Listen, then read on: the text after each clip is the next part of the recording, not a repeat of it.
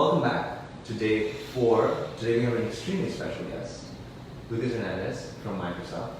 And we're back with Tropic. Hello! I'm as the director. That's the elevator, the cue. Yeah. I'm as the director of Transline. So Lucas, I have your logo here. Oh wow. I've seen that before. Wow. Do you want to speak a bit about it?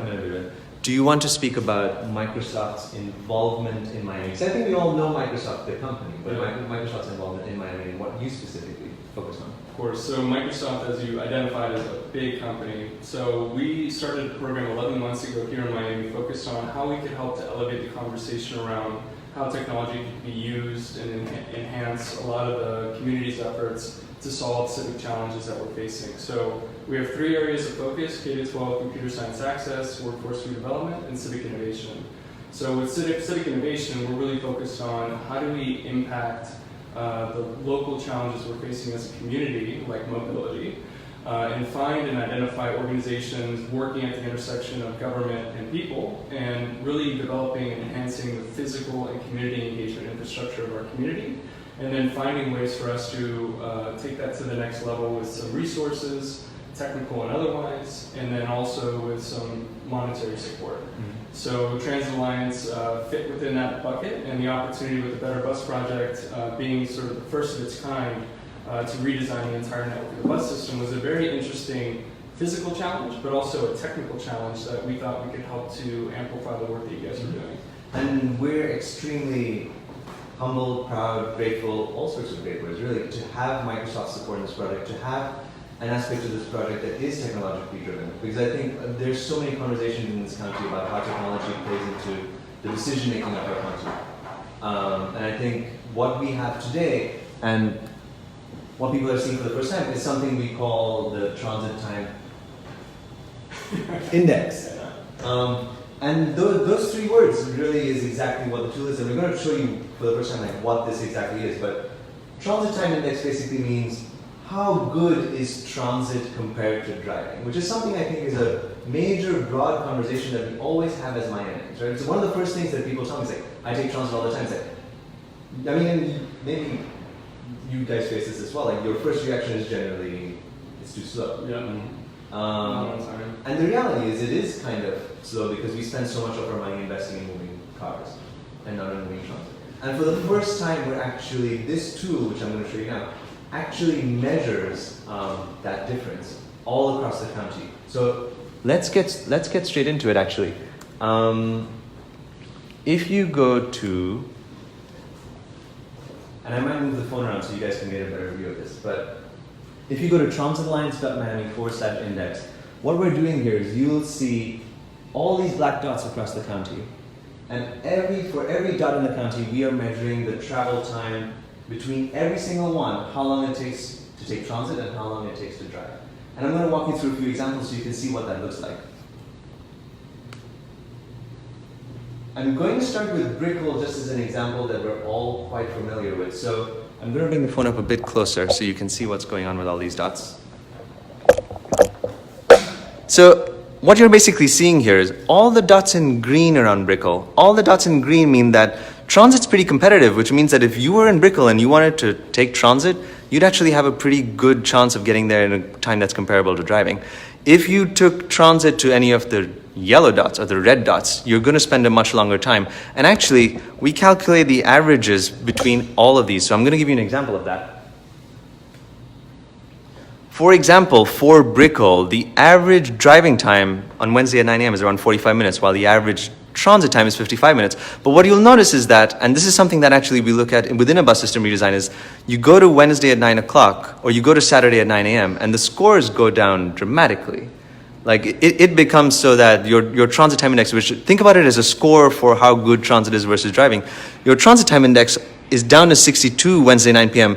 and down to 48 Saturday at 9 a.m. And as a county that's sort of pride ourselves on being like a 7-day-a-week county, it's a bit odd for us to have these imbalances. Another example, and a very counterbalanced example, is Aventura, right at the edge of the county, where this one's quite interesting because you can tell that most of the dots are red, which means that if you live in Aventura, you're probably better off driving to most places in the county than you are taking transit. And we'll talk about why that is and why that could be better. But it really speaks to the amount that we have these great, incredible highway systems that are amazing in moving cars, but we do a pretty poor job at prioritizing transit in terms of making it equal in speed. And you can tell that in the scores. You can tell that from Aventura, your scores don't go past 30. Which means that if you live in Aventura, if you work in Aventura, transit's just not that good of an option for you. And again, I'm sorry to switch back and forth, we also can give you the times between any two nodes in Miami-Dade County. So this is Allapattah to Coconut Grove, for example. And I'm not going to spend a lot more time going into every single node because you can explore it on your own at transalliance.miami/index. And you can see every single point-to-point time, basically. And just to bring it back to Microsoft, hold on one second. We keep switching back. Lucas, if you want to get back in for a second. Yeah. Well,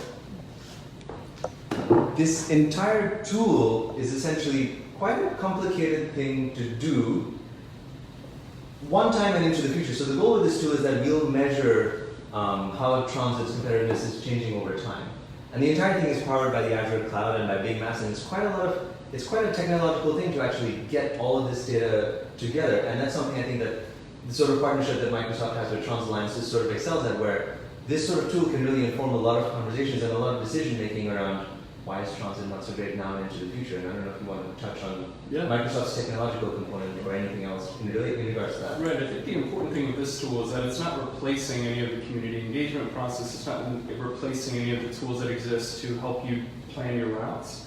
It's a tool that's helping to inform the process of people making choices that are informed. So I think the big challenge that we're facing in Miami is not unique to Miami. So what we look at is sort of ridership on the bus and the ability to attract more riders to use the bus. So we have a lot of people living in a lot of these nodes where bus travel is competitive with car travel, but the inability for us, whether it's sort of perceived barriers or actual barriers with sort of the friction that it takes to try a bus, it becomes extremely important to have tools like these that help to inform and drive forward these conversations with the community, and then layer it on to the advocacy and the work that Transalliance has been really successful at. So when we look at this tool, we look at it for scale. So Transalliance, the work that you guys are doing, there's a lot of groups around the country doing a lot of this work, and Scott could probably talk more about that. So when we think about this tool, it's not just for Miami's benefit, but it's for the benefit of these communities around the country, where we look at Microsoft's technology and the Bing Map API,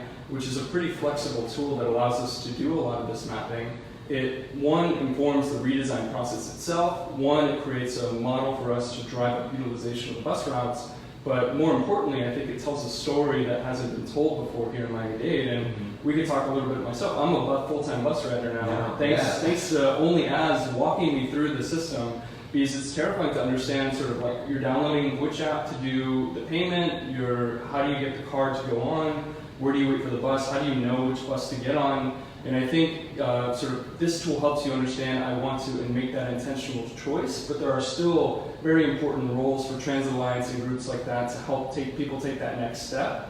And I think it's a network effect, so this helps to accelerate it. Yeah, and so just to connect that back to the redesign, unless Scott, do you have any comments on like driving and transit's competitiveness as you see nationwide in cities sort of like Miami?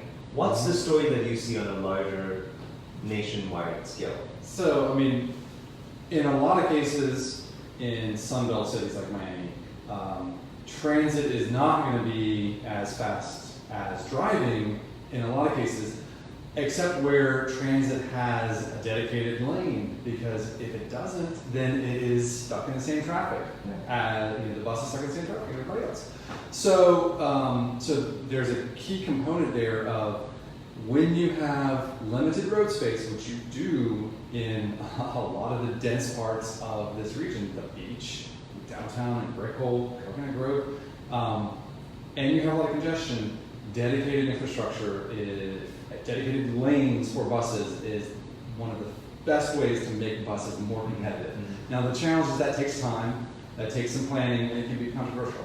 That's something we haven't talked about a lot, and it takes more time. It's not directly a part of this network planning, but that is something longer term that really needs to be thought more about. But also, to me, there's no good explanation why we don't have a strong network of dedicated bus lanes. Mhm. There's no good, I mean, Well, I think there is one explanation. hold on. I just said there's no explanation. There's totally an explanation. You're fired. There's a partial explanation. And the Okay. partial explanation is that there's not a sizable, significant, frequent bus network That's true. on which to run and That's which to put dedicated lanes Yeah. to make things faster. Because the recipe of creating maximum job access for many people starts with frequency. Yeah. Waiting time is usually a bigger component than speed. Yeah. So you need frequency before you really start thinking about speed. So specifically what we're saying is, if there were places in the county that had a bus going every 7 minutes or something like that, it's far more likely that those could turn into dedicated lanes as opposed to what we have now, which is buses that don't run very often. Yeah, I mean, every 10 minutes, Yeah. even, every 12 minutes, even. It's sensible to have dedicated lanes when you're running buses that frequently. Yeah. But absolutely, every 7 minutes or every 6 minutes. Yeah. So I want to talk about two more things about the Mhm. speed of buses. Mhm. Maybe one, maybe two. Yeah, And as soon as we get the slides up, I'm going to hand it over to you. yeah. Let's get I think just one. just one. Okay. And it's something that actually we don't think that often about. Yeah. But it's extremely controversial, but really shouldn't be in a way. And that's the spacing of the bus stops. Right, we've talked a lot about the spacing and design of routes. And we got a question, I think, on Monday or Tuesday about Oh yeah, how we were far supposed to apart- talk about this today. We said we would, and now we are. Yeah, okay, go ahead. The spacing of stops along a route is really important because it has a big effect on speed. Yeah. And that affects passengers. The faster the bus is going on average, the faster you're going to get where you're going once you're on the bus. Yeah. It also affects costs because the faster a bus goes, the less time it takes to go from one end to the other, the more service you're providing per dollar you spend because you're paying the driver for the time they spend driving. Yeah. And all of these things mean it has a big effect on how far you can go, how much you can do. And this is just a quick animation kind of saying, if you have bus stops every block, Go ahead. buses tend to go a lot slower, particularly in high ridership areas in the core, because it's stopping at every stop because there's a rider there. And as you space bus stops farther apart, your buses can go faster on average and get you where you're going faster. Now, you see the one at every block, just finishing that trip. So that makes a big difference. Now, you think about Jane, she lives 2 or 3 blocks off the street, she thinks, this isn't fair if you're going to take away my bus stop. But if you start spacing the stops out every 2 or 3 blocks instead of every block, you only go 1 block further, but the bus goes a lot faster on average, and your trip time is faster, and the time you save in making your trip is more than the additional walk. So consistent stop spacing of something like every quarter mile, when today your system is about every 1/8 of a mile on average, could really increase the speed buses go, could take more people farther, and let you provide more frequency with the same dollars you have. It's controversial because everyone wants their stop right in front of their house, right in front of their business. They don't want to have to walk farther. But if you ask people to walk an extra block or two, you can get much faster service to a lot of places. Cool. And I know I've seen some of you in the comments talk about audio, which is why I was bringing it a bit closer.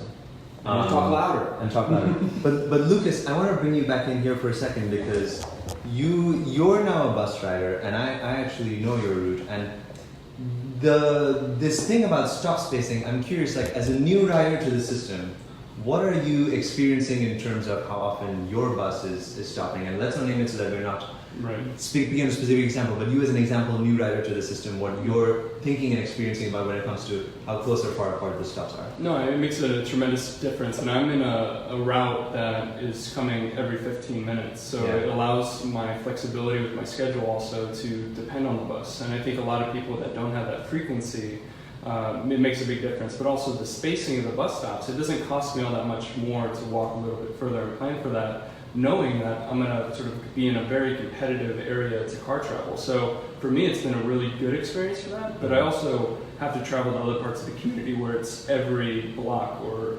it's like really, really cut up. Yeah. And it creates a bad experience for everyone on board, and then it takes me so much longer, and I wait so much longer at the stop because it's so unpredictable. You have all these factors of people taking the bikes off, you have people going in and out, so it adds so much time. It's noticeable. Yeah. I love that your new transit experiences tie into this project so well. And this was not planned because I Of course had it was planned. So you were the person I was in the accident with. So I think a lot of us, I mean, it's been a terrific experience to be more empathetic to the process too, and I think a lot of people make comments around the frequency and everything else, but to experience it, it's really informed my ability to make what I think is the best choice. So I really appreciate the survey as well, which does a really good job to capture all that. Yeah. And if you have not taken the survey that Lucas just mentioned, it's betterbus.miami/survey. If you have questions, please type them in. Maya's looking at them. In 1 or 2 minutes, we'll sum up and we'll get to your questions. Just to sum up very quickly, you can all the things we talked about. You can find the transit time index at transitalliance.miami/index. So that's the tool that compares the time it takes to drive and the time it takes to take transit between 100 locations all over the county. And it's interactive, and you can find it online at transitalliance.miami/index. And then we talked about, well, a lot of those scores aren't so great. How do we get transit to be more competitive versus driving? And we talked about dedicated lanes being the obvious one. And we didn't have a map here today, but if you go to transalliance.miami/bus, we have so many links today. it's a lot of links. It's like, I wish we had this virtual reality things where you just throw the links at people. Don't you just have transitalliance.miami and lots of options underneath there? There's so much on our website though. There's so much. We should charge for access to our There you website. go. It's just so useful at this point. $5, transalliance.miami. Dedicated lanes are so important. Transalliance.miami/bus, where we've mapped out actually the dedicated lanes that we have, and surprise, surprise, there's only one down south, and you'll actually see that reflected quite well on the transit time index, and one tiny lane downtown. And then we talked about the relationship between the spacing of the bus stops and the frequency of the service. So Maya, do we have any questions? There's a comment that I think is relevant. We have somebody, his name is Carlos, he works for Broward Transit, and he says that we should work together, the county should work together. Could you speak to what it might look like to have the different counties work together on transit? Carlos, we just met Peter, Peter, I hope I'm pronouncing your last name correctly. Peter G's from the Broward MPO today to be a part of sort of our network planning process. Talk to Peter or email team@betterbus.miami with your email address so we can get in touch with you, so we can also fold you into the process. We're doing the same with municipalities, and Peter's been our main point of contact in Broward, but please contact us as well so we can fold you in. Any other questions, Maya? I am not seeing any Or other comments? questions. Or comments? Just, you guys sound terrible. Just the audio is awful. I'm sorry about the audio, but beyond the audio. Beyond the audio, no. All right. All I right. guess it was a lighter day today. It was. So, thank you so much for tuning in for day 4. Scudder, you're not going to be back I tomorrow. will not be back tomorrow. I'm sorry. I have to fly out tomorrow evening. I've enjoyed my time in Miami though. Thank you. Yeah. Lucas, you won't be back tomorrow either. I won't. But I you're think saying- there's a theme, there's a common theme. I will be back. I will be back As is tomorrow. always here. But Scudder, thank you so much again for all Thank these you, 4 guys. days. Lucas, thank you so much. Not only for come back in. Okay. For supporting the Better Bus project in the capacity of Microsoft and allowing us to create tools like this that really drive the conversation, but also for being a transit rider now Yep. and for being here today. Yep. So Thank you. Thank you very much. And we're good to close Good out. to go. All right. Thank you. Press the button. Bye.